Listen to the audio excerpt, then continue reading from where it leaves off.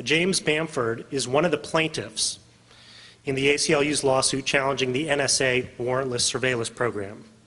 He is a journalist and best-selling author who has won acclaim for shedding light on the secretive National Security Agency, and you may be familiar with one of his books.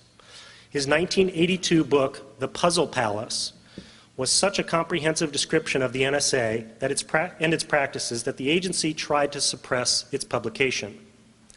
He followed up with more insights in 2001 with Body of Secrets, Anatomy of the Ultra-Secret NSA.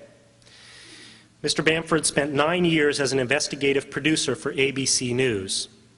His articles on intelligence and national security issues appear regularly in publications such as the New York Times, the Washington Post, Rolling Stone, and Atlantic Monthly.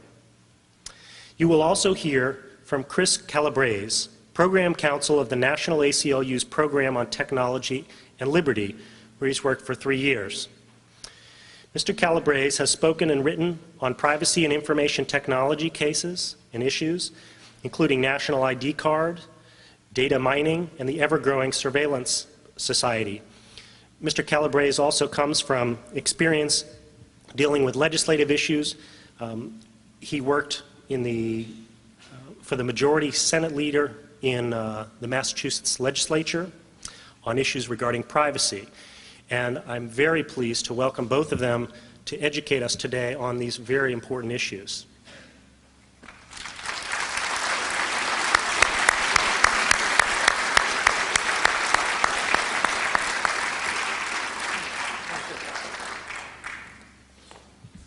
Thanks, Jesse, very much. And I appreciate being here with the ACLU of Washington. When I began writing on NSA many years ago, my first book, Puzzle Palace, came out in 1982. Almost nobody had ever heard of NSA, and I don't mean just the public. For example, when I was doing the book tour, one of the people that I shared a car with going to one of the studios was Senator Bill Bradley of New Jersey. And he was going to talk about the economy, I was going to talk about my book, and he said, what's your book about? And I said, it's about NSA, the National Security Agency. And he said, what's that?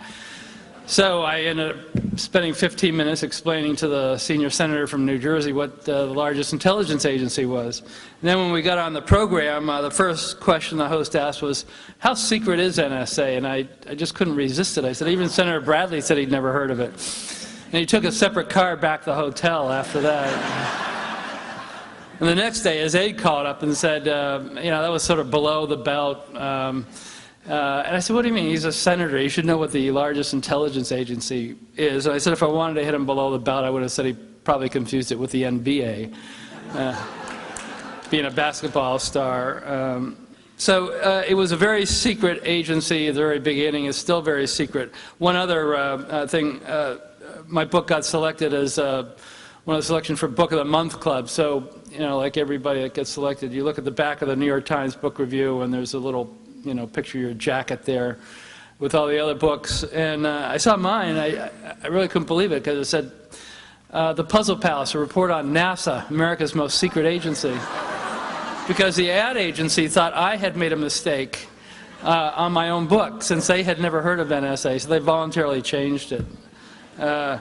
So NSA's gotten a bit more of a profile today, thanks to the ACLU suit, of which I'm a plaintiff. I have to really thank the ACLU, because they've come to my rescue numerous times. When I did the Puzzle Palace, the Justice Department threatened me with prosecution because I wouldn't give back certain documents that were given to me by the Attorney General under the Carter administration. And when the Reagan administration came in, they demanded I give them back because they didn't want the information coming out. They were documents that showed illegal activity on the part of NSA. So I refused to give them back, and the ACLU provided me with a very good attorney, and we fought the government, and we won. And the material was in my book. And then the NSA and the Justice Department went down to one of the libraries I used and began pulling stuff off the shelves that I quoted from and locking it away. And again, the ACLU went down and launched a suit along with the American Historical Association, American Library Association. And now again, the ACLU and I are together on suing NSA over violating Foreign Intelligence Surveillance Act, which I'll get into in my little talk here. So what I'm going to talk about today is this whole area of surveillance, NSA surveillance. And I thought what might be useful is just to give a background, because people don't really have much of a background on how prevalent NSA surveillance, NSA and its predecessor agencies, how much their surveillance has been, domestic surveillance over the years, and how little it's ever complied with the law. So let me get into this little slide presentation. I don't know if the lights are too bright right now, or we could turn them down, but anyway, let me get in with it. Yeah, so I hope you all have clearance here. It's a top secret code word. Yeah, the NSA doesn't particularly like this one, but I thought it was more appropriate. So this is the NSA, the National Security Agency. Actually, the symbol of the NSA is that little skeleton key, which means they want to get into everybody's most private doors and so forth. Very appropriate, I think. That's the NSA. It's the largest intelligence agency in the world. It's the most secret intelligence agency also. It occupies an entire city. It's about 3 times the size of the CIA. Far more secret. There's books virtually every week on the CIA. There's only been 2 books ever published on NSA, and I wrote both of them. Nobody from NSA has ever written a book. It's an extremely secret agency. They do it's the largest, most intrusive agency in the country, and it also has the world's largest collection of supercomputers. This is an idea of the extent of it. It's hard to see it all, but it's virtually an entire city. It's a city that consists of more than 50 buildings. They have their own police department, their own fire department. They even have their own film festival there once a year. I mean, it's a very interesting place. I'm one of the few people that have been through it a number of times, and for a lot of reasons, I've been in and out of there a number of times. I mean, they actually, threatened me with prosecution on my first book, and then when my second book came out, they actually had a book signing for me at NSA. So, I sort of alternate. I'm a good guy, then I'm a bad guy, I'm a good guy, I'm a bad guy. Now I'm suing NSA again, so now I'm a bad guy again. So. Again, this is the inside of NSA. It's an agency that very few people have heard about, and they like to keep it that way. It's the only agency that's basically excluded from the Freedom of Information Act. Before it was a big city, it was a small, this is how it began, basically, back in around 1920. This building on your left there was the home of the American Black Chamber. That was the original name of what the predecessor to NSA was. That was the interception and code-breaking organization back in 1920, and they fit the entire organization into this one brownstone apartment building in New York City. The person who ran it was Herbert O. Yardley, who had run MI8, which was the code-breaking organization during World War I. And then he headed the civilian organization, this Black Chamber, beginning around 1920. And it was an extremely secret agency during, really secret organization during the 1920s. The problem Yardley had was after World War I, during World War I they had censorship, so everything the communications companies produced had to go to the government by law. After World War I, censorship ended, so that meant where was the Black Chamber now going to get all its information to read, all the telegrams and everything. So Yardley had to go out and make a secret agreement with Western Union and the other telegraph companies, so that Western Union, again, this is a very secret, very illegal agreement. He had to go out personally and meet with the presidents of these companies. And he got the cooperation of these companies, and there was usually only about 2 or 3 people in the company that knew that the companies at Western Union was turning all this information over to the Black Chamber. That lasted all through the 1920s until 1929, and then somebody by the name of Henry Stimson came along. Henry Stimson was Secretary of State under Herbert Hoover, and he came up with probably the most famous quote in American cryptology. It was, "Americans do not read each other's mail." And again, this is 1929, and he shut down the Black Chamber, and that was the end of Herbert Yardley. He went on to write a book called The American Black Chamber. So it ended in 1929, and then with the attack on Pearl Harbor, World War II came, and all of a sudden Henry Simpson is now Secretary of War. And now he's very anxious for the government to read others' mail, which wasn't any problem during World War II, just like World War I, because they had censorship, so the government had to turn over all that information. Then after World War II, Preston Quarterman, who was chief of what the Black Chamber became what was known as the SSA, the Signal Security Agency. And he was faced with the same problem Herbert Yardley was faced with, which was, how do you get these messages? How do you get these telegrams, all this communication, now that censorship had ended? So again, he had to do the same thing. He had to make these secret deals with the telecommunications companies. He had to go back to Western Union and all the other telecommunications companies and arrive at a very, very secret, very, very illegal agreement. The presidents of these companies, the chairman of the board, there were only maybe 5 people in each company that would know that these companies were cooperating. The one things that they couldn't get were the singing telegrams. So, but all the other telegrams went to the SSA, which was the predecessor to NSA. So in 1952, the NSA was formed. It was a consolidation of all the other agencies within the government that did this interception, the Signal Security Agency, the Army Security Agency, Naval Security Group, a bunch of others. They all came together and formed this big, big secret national security agency. And unlike other agencies like the CIA, which went through Congress and was a product of debate and hearings and so forth, NSA was formed by a very, very secret memorandum signed by President Truman in November 1952. Even its name was top secret. There were only 2 people in Congress that were ever who were ever informed that this agency was created. So it operated in absolute secrecy from 1952 on. After about 10 years, it started leaking out that there was this agency, and its name got out, and they created a sort of a cover story for it.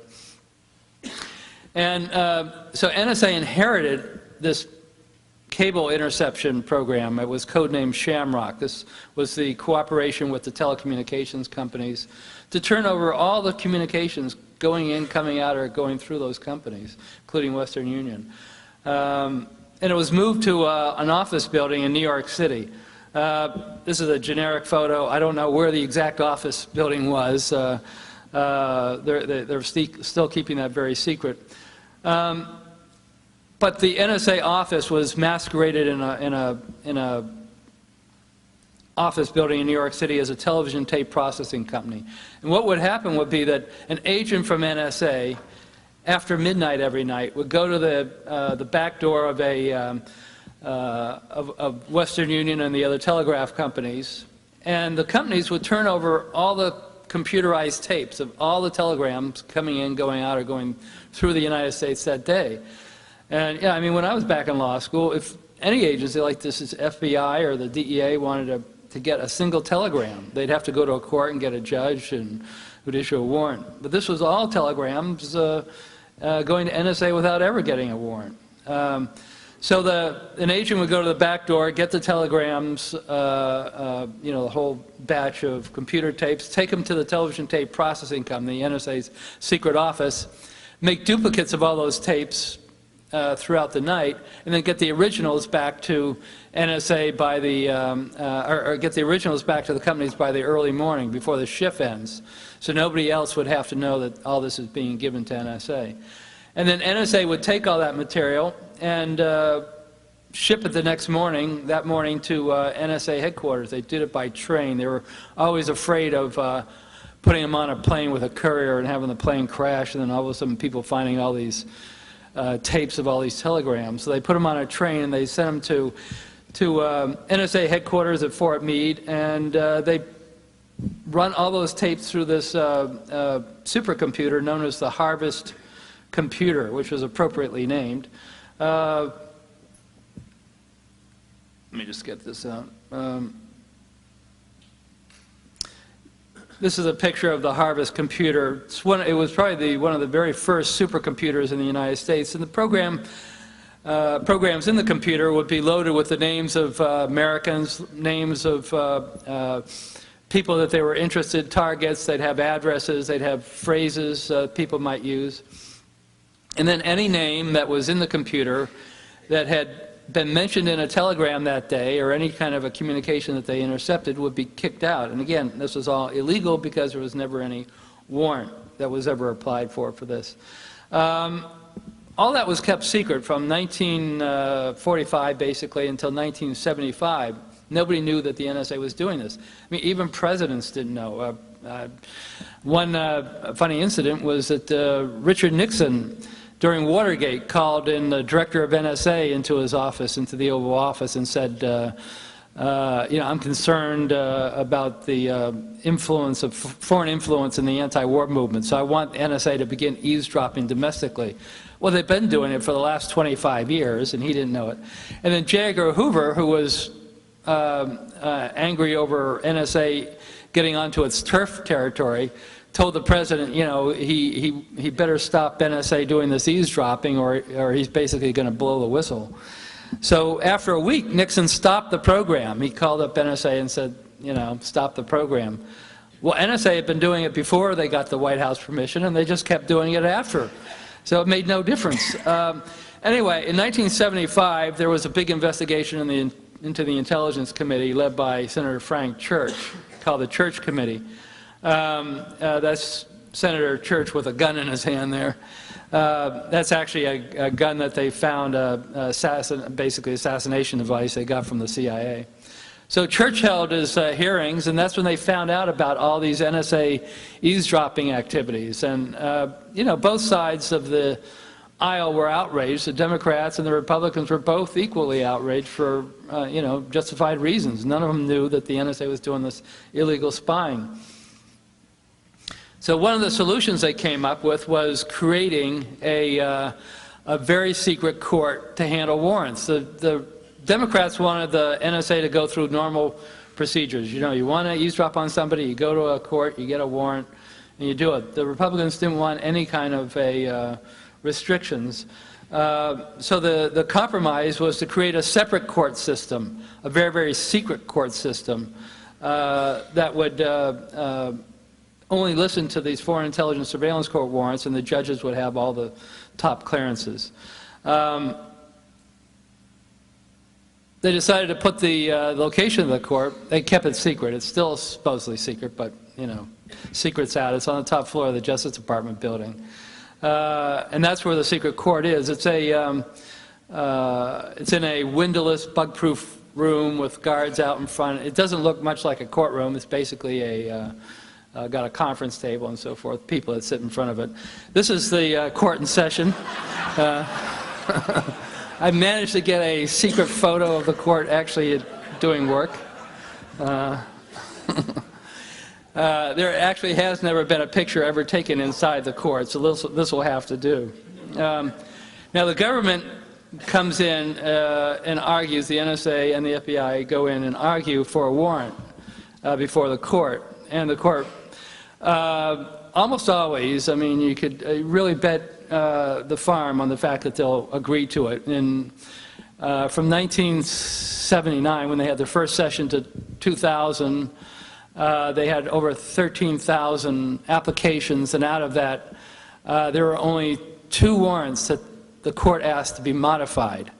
After the Bush administration came in, they were really asking for outrageous things, and it went up to 175, which is one of the reasons why they decided to go around the court. So normally, I mean, it's a very easy court to get these warrants from. In 30 years, they've only turned down, I think, 5 warrants, the most. But if the Foreign Intelligence Surveillance Court, the FISA court, turns down the government has a right to appeal to another very secret court. It's called the Foreign Intelligence Court of Review, which, again, almost nobody's ever heard of.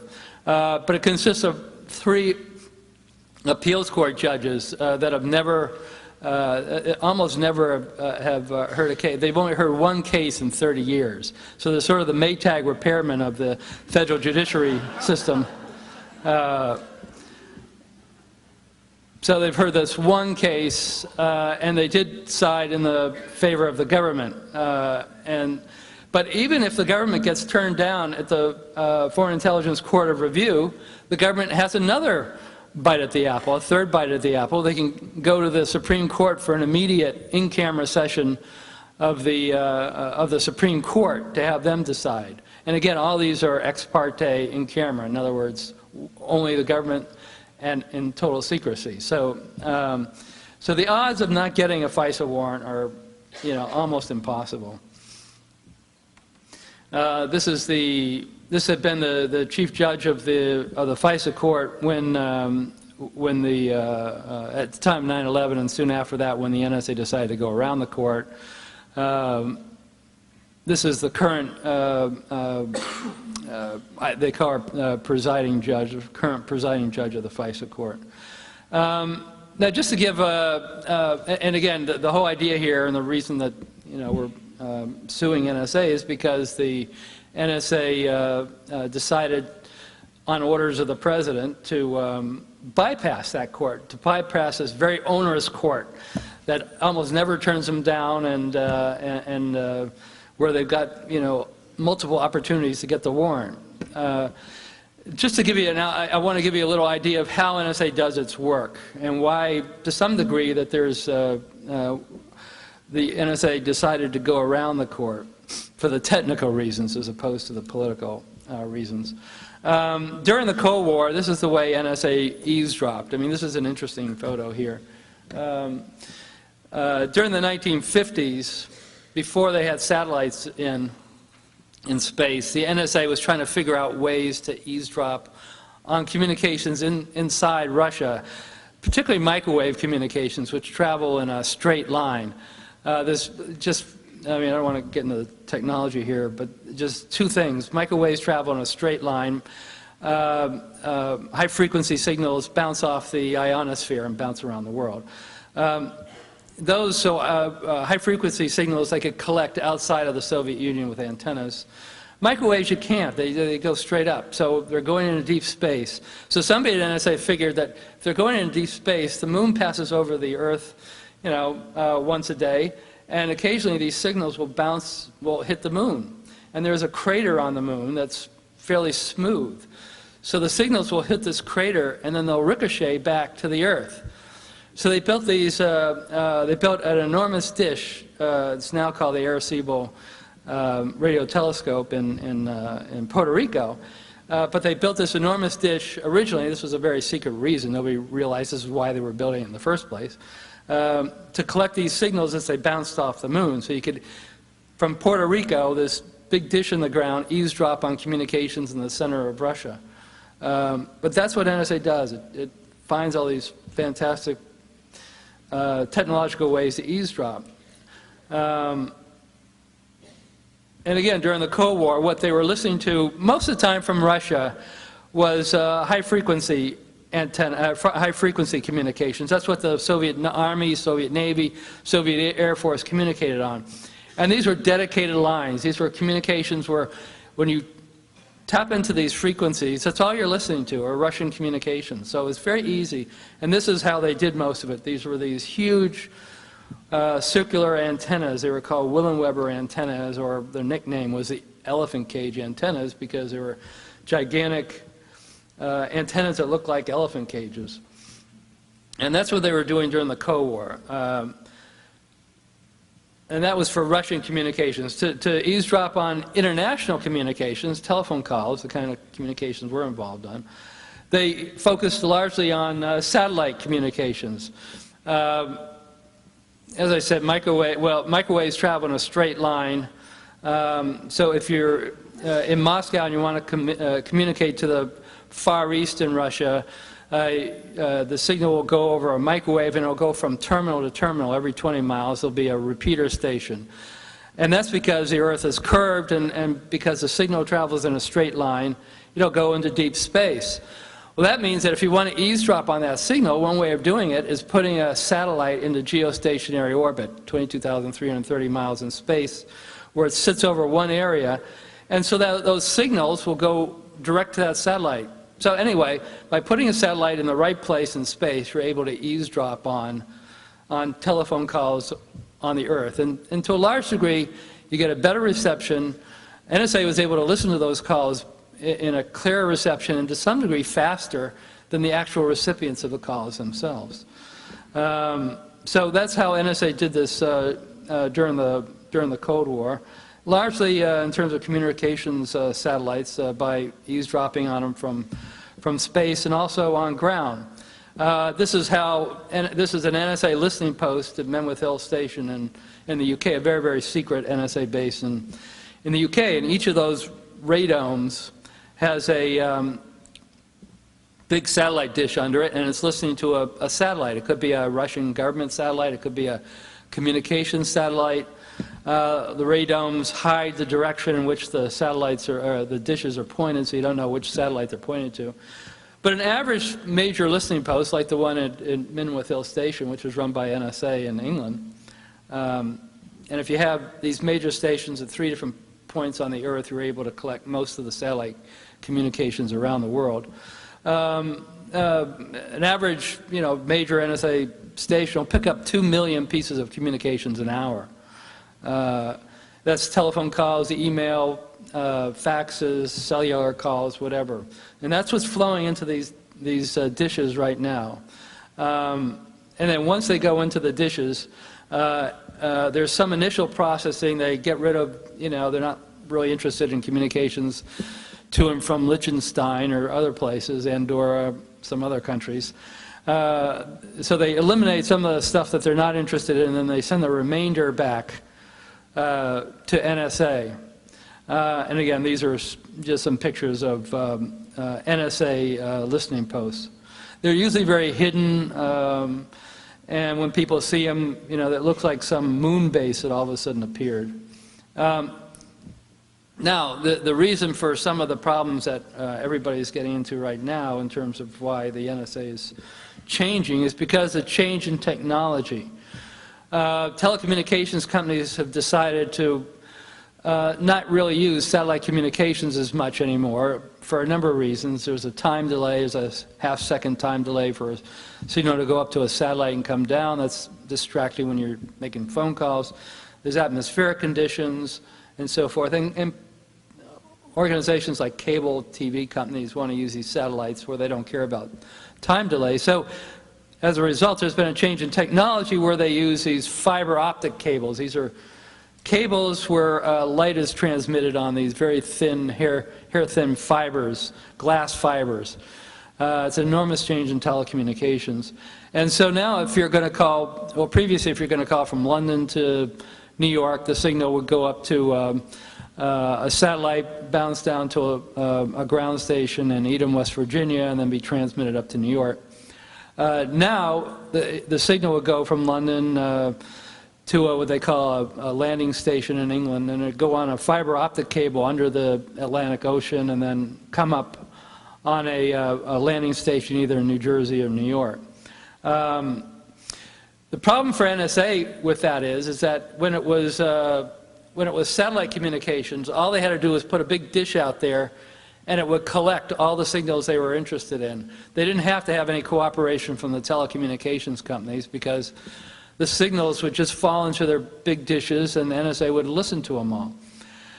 With the shift to fiber optics, that meant the NSA can't collect it by just putting dishes out there anymore.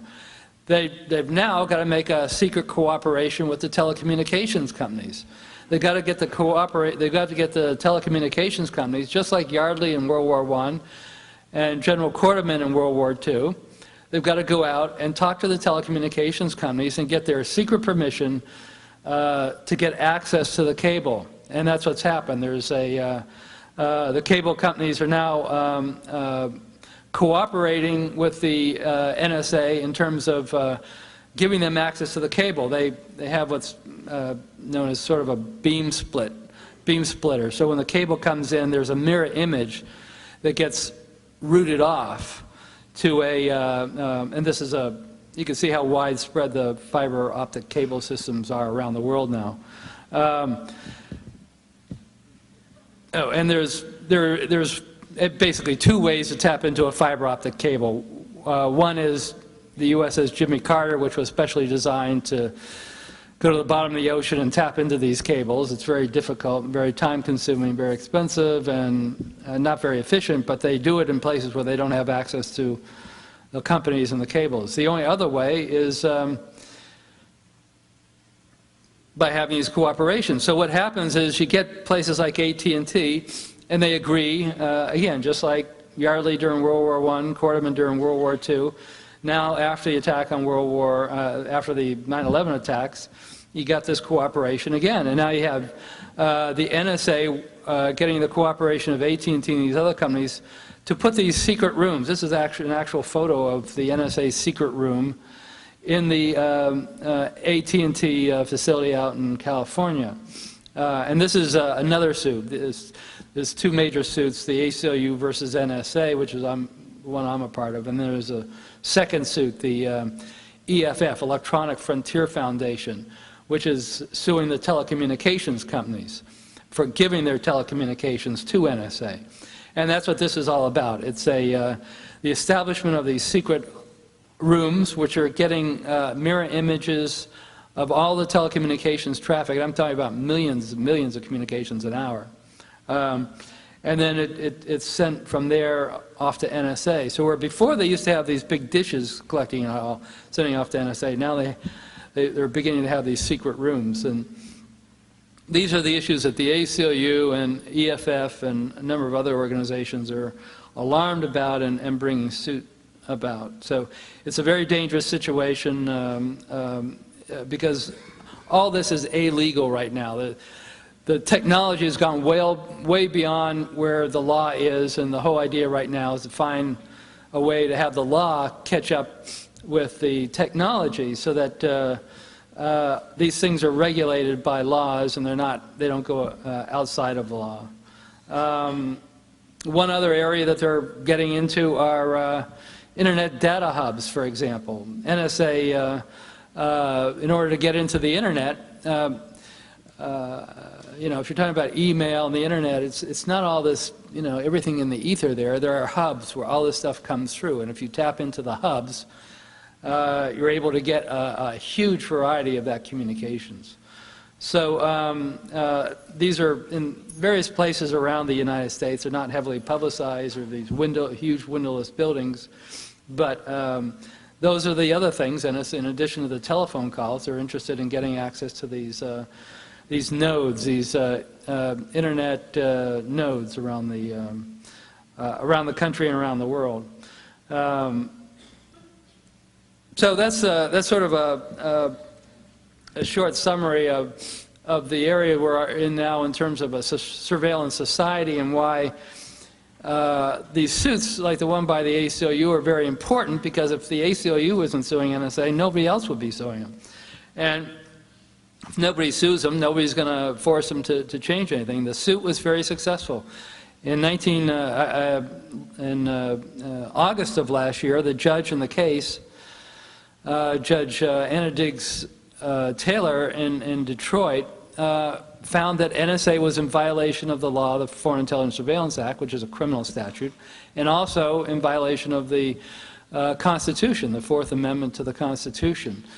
So now we're at the appeal stage, and we have to see where it goes from here, and then the Supreme Court. But again, that's why I'm very grateful to the ACLU for taking on these difficult challenges, because again, if they didn't do it, nobody would do it. And again, I appreciate all your support here for ACLU and for your attention here. And after we finish our talks here, I'd be happy to take questions. So thank you very much.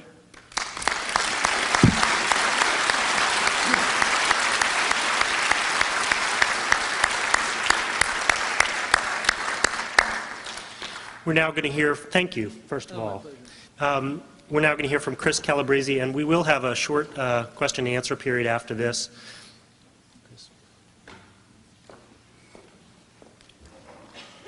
Hi. Well, let me just start by saying thank you to the ACLU. Yep, not putting my pen there. Thank you to the ACLU of Washington for having me out and for talking about these issues which are becoming increasingly prevalent. Jim has really given the parade example of where we are going in terms of surveillance and a surveillance society. I mean, what the NSA is doing with the cooperation of the telecommunications companies is really what the military-industrial complex was of the 50s. Today we have a surveillance industrial complex that's doing a very similar thing, that's bringing industry together with government to spy on all of us. We're going to talk a lot more about that at the next panel in the next, couple of hours, and I look forward to bringing out some more examples and hopefully sort of letting you see what this big picture means, not just for surveillance and the NSA, but for all the technologies that we use on a day-to-day basis and many of the ones that we'll see in the future. I'd like to take a brief couple of minutes here, because I'm sure you're going to have questions for Jim, but to talk a little bit about another way, a completely different way, but one that's also immediately pressing for having the government track and follow each of us, and that is the national ID card. We've begun to look at the way that communication is tracked and surveilled as a way that the government can keep close tabs on us. Well, of course, the other way that the NSA, the FBI would like to keep track of us is our physical location and our movements and our habits. So not just what we're saying, but what we're doing. And in furtherance of that goal, in 2005, Congress passed, essentially without debate and as part of a much larger spending bill, the Real ID Act of 2005. Now, the Real ID Act essentially federalizes the state driver's license. What it says is that in order for you as a citizen to use your driver's license to get on a plane or enter a federal facility, by 2008, your driver's license must meet a series of federal standards. These standards, basically and essentially what that means is the licenses must have a standardized type of information on them. They must have a standardized machine-readable element on the back, so that, a common, for like a barcode or a mag stripe, so that one common machine can read all the information off the back of your card, and a standardized database that links them all the IDs throughout the country. So what you have here is essentially the fiction of a state ID card. It will look the same on the, it will look a little different on the outside in Arizona and New Mexico and New Jersey, but it will be the same card from day to day. And Real ID gives DHS the power to not only apply this card to requiring it to get on an airplane, to enter a federal facility, but for any other purpose that the Department of Homeland Security should desire. So you can quickly assume that your Real ID card will be necessary to open a bank account, for instance. It may someday be necessary to cash your Social Security check, to apply for Medicaid or Medicare. Federal functions will be contingent upon you being able to provide your national ID card. Well, what's the big deal? I mean, we all present driver's licenses for a lot of purposes, in our day-to-day lives. So, what's the big deal if it's federalized? Basically, by standardizing your driver's license, you're enabling a number of things that we at the ACLU think are bad. You're enabling, first of all, the tracking of individuals. It becomes much easier to record where you've gone.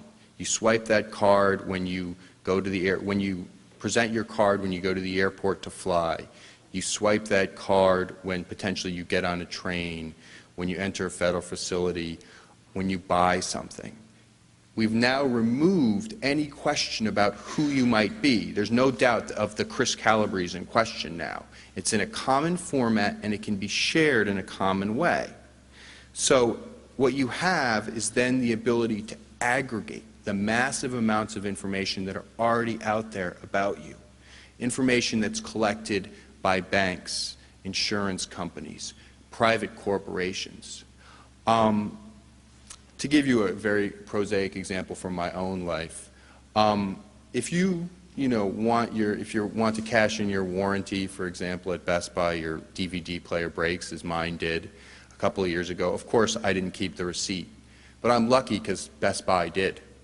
They keep a profile on every single thing that you purchase from Best Buy with your credit card. They keep a nice, a file, and if you want to get your receipt or your, find out what you've purchased, you can call Best Buy and they'll send it to you, which is nice, it's convenient. It also, of course, lets them track exactly what you're purchasing and sell better to you. But as it turns out, I'm from Queens, I live in Queens, New York, there are 2 Chris Calabreses in Queens, and Best Buy has confused us. So, their Best Buy's profile of Chris Calabrese in Queens has, the other guy's address, the other guy's phone number, some of my information, and all of our purchases mushed together. Now, this actually worked to my advantage because he bought a DVD player a month after I did, so the warranty was still. But, in general, you could see how this would bother an intelligence gathering agency, for instance. They're really not keen on having different Chris Calabreses and Mike Smiths all mushed together. They'd like to keep them separate, clear. The Real ID Act and the National ID card does that. And so when you have all this information, it's collected at Walmart, it's collected at Target. When you pay with a credit card, they'll want to see your driver's license just for security purposes. Then they'll swipe it, and then they'll give it back to you. And then they'll know exactly what you bought, and there'll be no doubt about who you are.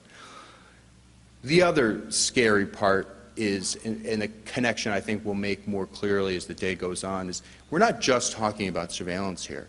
We're also talking about control. Because surveillance is really, it's not just about watching you. It's about controlling what you do and how you move. It's about, Jim has talked about some of the surveillance, and we'll get into the details of thinking about what it means to have your emails read, to have your phone tapped, what it does to how you behave. Well, a national ID card isn't just a way to monitor your movements, it's a way to control them. You need that ID card to get on a plane. You may need it soon to get on a train. And when you couple that with another, widespread and terrible practice, which is, of course, government watch lists. You have lists, they're, about 300,000 long right now, though they're secret lists, so nobody really knows how big they are. But when you combine those things, you have lists of people who the government doesn't think is dangerous enough to arrest, but still suspicious. So we're going to make the list of those people, and then when you build a unified system for tracking those people, you also have a unified system of control. I don't want Chris Calabrese to get on a train. He's on a watch list. Let's, give him additional searches. Let's make sure that, we watch him more carefully. So, this is the bad news. The good news, of course, is that Real ID is a really stupid law, not just in its impact on privacy, thankfully, but just in general. It envisions a system whereby every American has to go to the DMV and present like 4 what we would call breeder documents, things that kind of prove who you are, like your birth certificate, a social security card, things that you would go into proving your identity. And each of those pieces of documentation has to be verified with the source agency. So if I'm, my birth certificate from Tarrytown, New York, somehow you have to find a way to prove if I go to get a, California license that this is really a real birth certificate from Tarrytown, New York. All that information has to be, all those identity documents have to be scanned and stored. All the IT systems for driver's license companies have to be standardized so that the driver's license, we have to create this massive database. Well, as it turns out, this is really, really expensive to do, about $11 billion in startup money alone. It's also really, really cumbersome. You're talking about changing state IT systems for driver's license, many of which date back to the 70s. You're talking about putting people through extraordinary burdens and waiting in long lines to verify their license. So And, of course, the federal government has provided no money to do this. This will shock you. But yes, the President's budget for this year contains exactly $0 for complying with a law that's supposed to be in effect next year. So states have been pushing back very effectively, saying, you know, we're not going to comply. Just last month, the state of Maine said, not only are we not going to comply with the Real ID Act, we urge Congress to reject it. And we urge Congress to repeal it. At least 20 other states, including Washington, have followed that lead, have a variety of different pieces of legislation aimed at rejecting the Real ID Act, saying, you know, we're not going to do this, we're not going to pay for it. And our hope is that we will be able, that Congress, hearing this crescendo of complaints and, frankly, not being willing to, you know, give the states the money or the resources to do it themselves, will be forced to scale back the national driver's license and scale back the national ID. You know, it's going to be a little tricky. The things that the states care about and a lot of people care about are not necessarily the things that we as privacy advocates care about. But we have good lobbyists in Congress, and I hope that we'll be able to make that transition to a, you know, perhaps a more secure license, but one that doesn't impinge all of our privacy. I can't tell you what the name of the number of your Washington bill is, because I'm not allowed to lobby under federal law. But I'm sure somewhere out there you can find, in the tables outside, you can find information on the Washington Act, if you'd like to act yourself. I can also tell you about our website. It's called realnightmare.org. And it has a lot of information, to tell you more about Real ID. So I'll just conclude by saying that I look forward to talking more about the Surveillance Society with you as the day goes on, and let you ask Jim questions, because I'm sure that's really what you want to do. Thank you.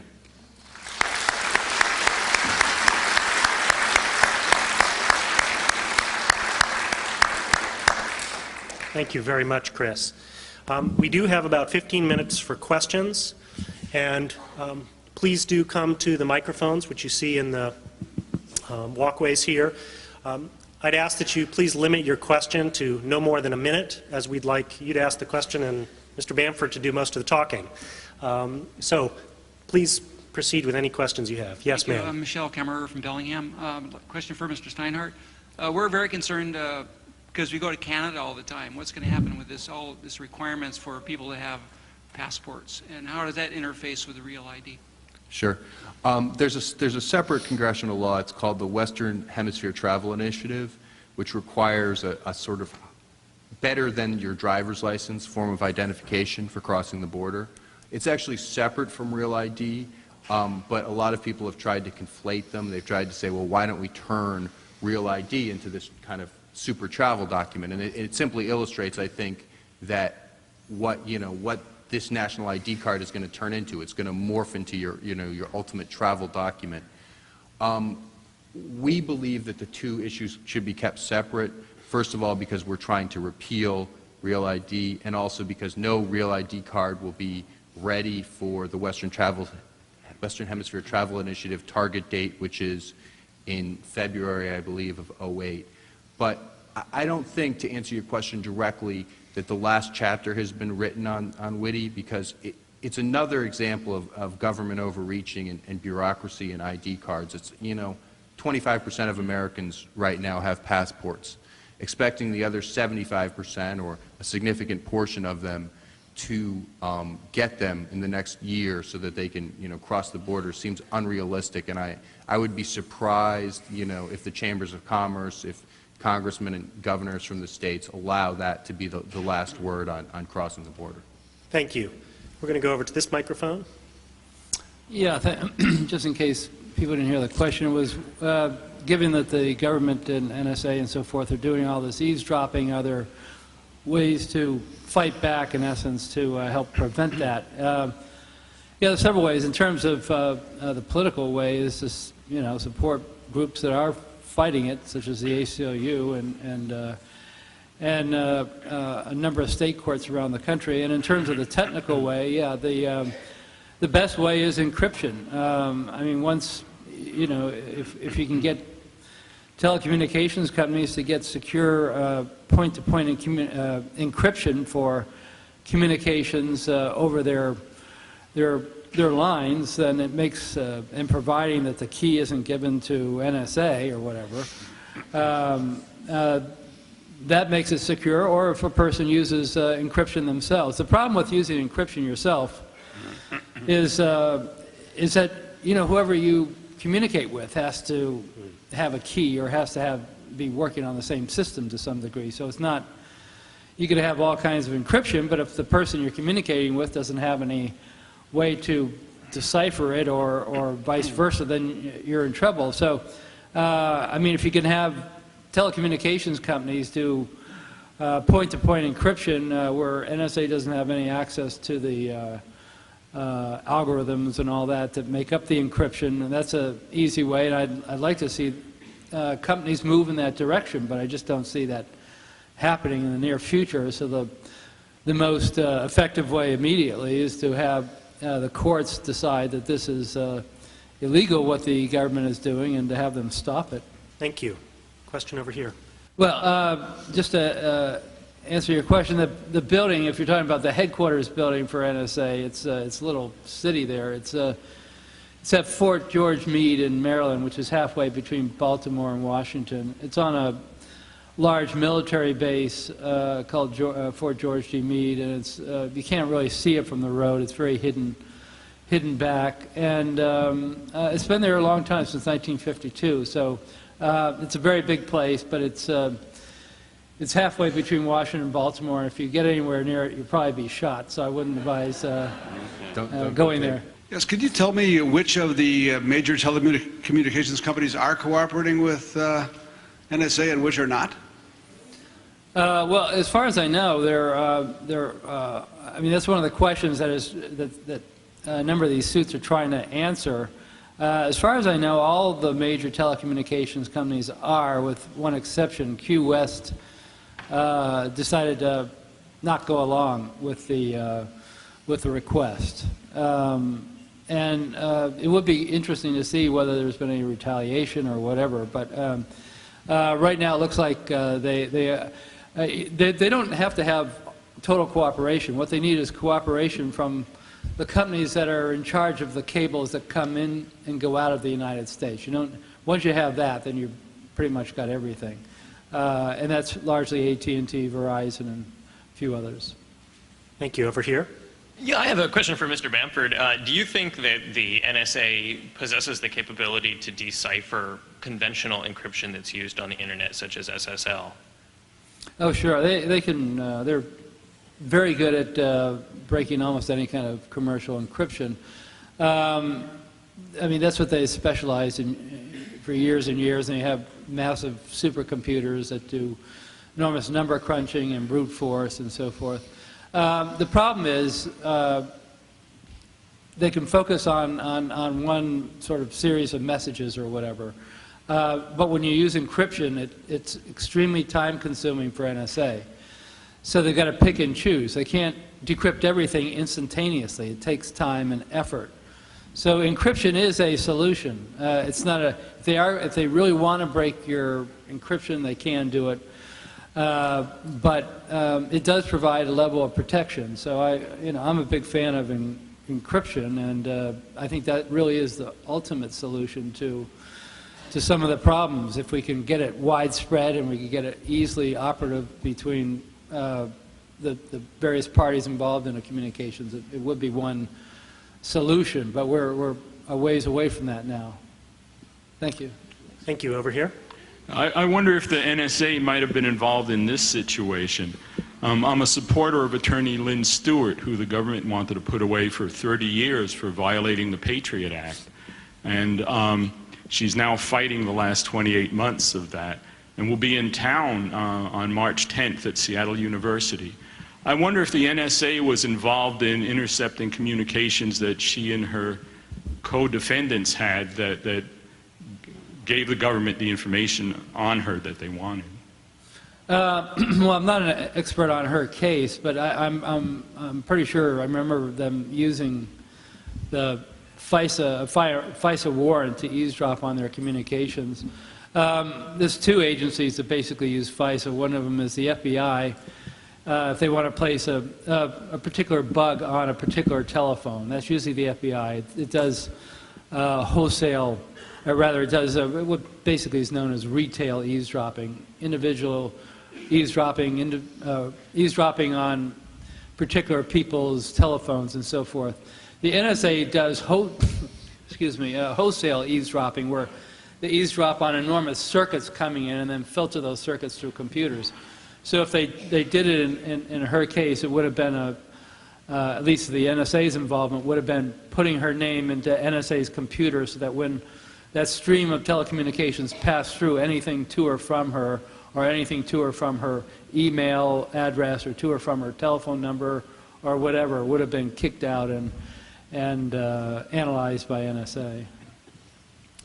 We are just about out of time. I think we have time for one more question, and I'm sorry. Just a quick question. It's silly, but you see these huge discs, and I wonder, on a scale of 1 to 10, how important is that messaging that goes back and forth? The dishes between what? Well, you're getting communication all the time. Right. How important is it on a scale of 1 to 10? Is it mostly high-level stuff, 8, 9, or is it 5, or is it like John, call Aunt Mary on the phone? No, whenever there's different types of dishes. If you walk around Seattle and you look on the top of buildings, you'll see small dishes. Those are transmitting microwaves. That's the same thing as if it's a telephone line. It contains thousands of calls. If you're seeing a large dish, a 90-meter dish or whatever, or 90-foot dish, they're usually communicating to a satellite. But again, all those are your communications. Everybody hears communications. That's how communications are transmitted these days. They're transmitted largely by signal and by these dishes. So that's the whole idea. If the communication is being transmitted by a